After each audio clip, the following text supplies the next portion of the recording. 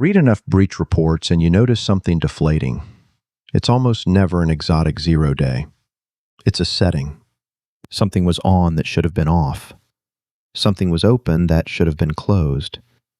Something was default when it should have been a decision. Today I want to show you what that looks like and then tell you where the fix comes from. Because the fix comes from a nonprofit with no regulatory authority, no enforcement power, and no ability to make you do anything at all. The Center for Internet Security, remember that name. A nonprofit that cannot force a single setting on anyone, and it writes the guidance those breach reports quietly come down to. Hold that thought, because first you need to watch a breach happen. Here's an ordinary intrusion. Someone opens a document and a macro executes. The macro calls PowerShell, which pulls down the next stage. That stage dumps credentials out of memory. Those credentials move the attacker to the next machine, and the network starts turning red. Nothing in that chain is exotic. No 0 day, no custom malware. Every tool in it shipped with the operating system. That's what people mean by living off the land.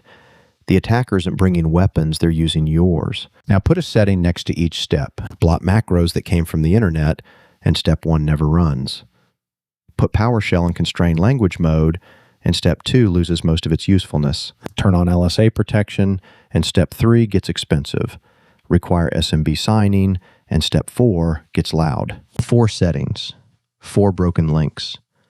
Nothing detected, nothing purchased, nobody woken up at 2 in the morning. That's hardening. It's unglamorous, it's free, and all of it happens before anything goes wrong. And here's the part that should surprise you. The best guidance for those settings comes from that nonprofit. CIS cannot fine you. It cannot fail your audit. It cannot make you do anything. That's not a weakness. It's the whole design. So where did it come from? Out of the government. And then it deliberately left. In the late 90s, NSA's Information Assurance Directorate published security configuration guides. How to lock down Windows NT, Windows 2000, Cisco routers. DISA published STIGs for Defense Department systems. Both were written for government networks. Everybody downloaded them anyway because nothing else that good existed. This is Tony Sager, 34 years at NSA, and he ran the groups that wrote those guides. And then came the discovery that made the whole thing absurd. Sager went looking and found 14 separate federally funded security guides for Windows NT alone. You paid for every one of them. And the recommendations overlapped in the high 90%. Separate agencies, separate money, same answer. So in August of 2000, a group from industry, government, and academia met at the Cosmos Club in Washington with a specific question. Here's what that room was actually for. How do you get this quality of guidance to an organization that does not have an NSA? Not classified, not proprietary, not a product. Sager himself calls that meeting the spark. The answer was the Center for Internet Security. They pulled a retired executive named Clint Kreitner out of retirement to be employee number 1. And the first consensus benchmark for Windows 2000 was built jointly with NSA, DISA, the FBI, and SANS. Government rigor handed to a nonprofit, then open to everyone. 26 years later, that nonprofit is still there, still publishing, still free. Here's Tony Sager himself talking to the real Ron Gula on this channel back in 2021 on why NSA let its best work walk out the door. But the idea, what I was trying to illustrate to him, right, was that no one expects perfection here. And the goal is, as I said, you don't want NSA in charge. You want NSA to be a participant, right? An active technical participant in this. So this notion of putting them out there became a participant, not an authority. Remember that framing because it explains everything about why this guidance stayed good. There's a second family tree, and people mix them up constantly. 2008. The Defense Industrial Base gets hit with enormous data losses, and a consortium responds with the Consensus Audit Guidelines, the SANS Top 20. The critical contribution came from NSA. Don't list every control alphabetically. Rank them by what attackers actually do. That principle got a name. Offense informs defense, and that is not a slogan. It started in a room. 5 people, 1 afternoon, 1 whiteboard. Listen to who was in that room in Sager's own words. First, he asked a similar question, right? We're tired of getting our teeth kicked in by your folks. What do we do? I said, we need to do something differently here. And then the origins of the controls, I called 5 friends in a room. One of them was Paul Bartok, also the tech director of the red team at the time. Paul had the blue team. One of the folks from SIGINT, right? One of the people who attacks other countries for a living, a technologist, someone who kind of deals with the NSA enterprise, and a threat reporter, threat kind of person, right? Who watches what bad guys do for a living. And the way I start, this is my thing, started the meeting. A red team director, a blue team lead, someone who attacks other countries for a living, and someone who watches attackers for a living. One room, one short list. The controls are a map of what offense already knew. Today, that's 18 CIS critical security controls, and implementation group 1, 56 safeguards, is essential cyber hygiene for every organization, including the ones with no security team at all. So the split is simple. The controls tell you what to do and in what order. The benchmarks tell you which setting to change on which product. One is strategy. One is the wrench. Now back to the thing itself, because this is where it lands on your network. Every operating system, browser, database, and cloud service ships in a configuration chosen by the vendor. That default is not tuned for your security.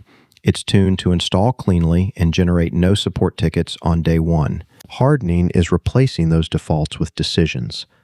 Turn off the protocol nobody has used since 2008. Take away local administrator rights. Stop unsigned scripts. Require signing on the file share. And here's why it matters more than it sounds. Every one of those changes removes attack surface before an attack. Patching is a race. The vulnerability exists, the exploit exists, and you're running against the clock. Hardening is not a race. A protocol you disabled last March cannot be exploited this August. If you want the evidence, the government already published it. In 2023, NSA and FBI released the 10 most common misconfigurations their red teams kept finding in real networks. Default configurations, improper separation of user and administrator privilege, poor credential hygiene, unrestricted code execution. Notice what is not on that list. There's no clever exploit chain. That list is a list of decisions nobody made, and every one of them is exactly what the benchmarks exist to fix. Here's the part I actually care about. A security standard can come from 4 different places, and each is good at something the others are bad at. It's not a competition, it's a division of labor. 4 sources, 4 different superpowers. 1, a government standard. NIST 853, the federal baselines. The benefit is legitimacy and reach. Funded, peer-reviewed, and it carries procurement leverage, which changes what vendors build. The limit is altitude and speed, control level, not setting level, and revision cycles measured in years. 2, a regulation or a contract. PCI, HIPAA, CMMC, cyber insurance. The benefit is teeth, and teeth are underrated. Nothing moves an organization like an audit date and a fine. The limit is that the goal quietly shifts from being secure to passing. 3, a vendor baseline. Microsoft's, Apple's, the cloud providers. The benefit is depth. Nobody knows the product like the people who wrote it. The limit is incentive. A vendor rarely tells you to disable the feature it launched last quarter, and no vendor covers your whole fleet. 4, a consensus nonprofit. This is CIS. Prescriptive down to the individual setting, over 100 benchmarks across more than 25 product families, and tiered. Level 1 you can deploy without breaking the business. Level 2 for environments that accept pain in exchange for reduction. And everything maps to NIST, PCI, HIPAA, and CMMC, so one hardening effort produces evidence for 4 auditors. And this is the part people don't believe until they look. Every one of those benchmarks is sitting on a public website right now in a library you can browse from your phone. No login, no sales call, no quote. You download the PDF, that's the whole transaction. Which brings us back to no teeth. That constraint is what makes the guidance good. When adoption is voluntary, your standard only gets used if it is actually correct and actually deployable. A regulation can be mediocre and still get followed. It's the law. A benchmark that breaks production gets abandoned in a week. Regulation optimizes for enforceability. Vendors optimize for their own product. Consensus optimizes for being right. Just don't mistake passing an audit for having hardened anything. And CIS isn't writing this from a whiteboard. It runs MS-ISAC, the Threat Sharing Center for State, Local, Tribal, and Territorial Governments. Real incidents and real underfunded networks feed back into the guidance. One caution. In September 2025, federal funding for MS-ISAC ended, and it moved to a paid membership model. The plumbing under this public-private guidance is more fragile than most people assume. So if the guidance is free and excellent, why is almost nothing hardened? 2 reasons. First, volume. A single Windows benchmark runs to hundreds of settings, each with a rationale and an impact statement. Teams open that document and close it. Second, and worse, drift. Say you get it right. 90 days later, a feature update resets a policy. A technician loosens a setting to fix a printer. A new laptop gets imaged from a stale build. Nobody attacked you. Your baseline just eroded. Hardening is not a project you complete. It's a state you maintain. Before I name a company, full disclosure, twice over. The real Ron Gula sits on the Center for Internet Security's Technical Advisory Board, and Gula Tech Adventures is an investor in the company I'm about to describe. Weigh the enthusiasm accordingly. The history is still the history. It's Senteon, and it automates CIS benchmark hardening at the endpoint. Workstations, servers, and browsers. A guided path that tells you what a setting does before you enforce it, then continuously watches for drift and pulls it back. The reason it matters isn't the first push, it's day 90. Here's Senteon CEO Henry Zhang on this channel on which standard he actually builds against. If I'm compliant with the framework, am I secure? Where are you at with this? Boy, compliance frameworks are like, I want to say they're like underwear, but mostly just because it's a different size for everybody. Not necessarily you don't want to show it. So maybe it's not the best analogy there, but I think different frameworks work for different people. CIS works well for us as a North Star metric because they're the most prescriptive in terms of actually showing different settings and showing specific recommendations. The underwear metaphor is his. I would have gone with something drier. But notice the tell. A vendor with every reason to sell you his own baseline, pointing at the free one. Here's the takeaway. Government standards give you legitimacy. Regulations give you budget.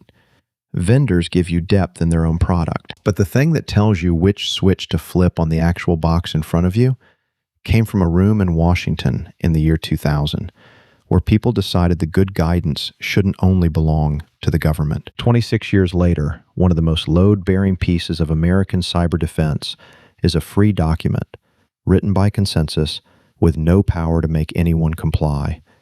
It works because it's right. Go read one benchmark for one system you own. Level 1, one platform. A real afternoon with a real return. More cyber policy, vulnerability research, and startup commentary at gula.tech. Subscribe if this was useful.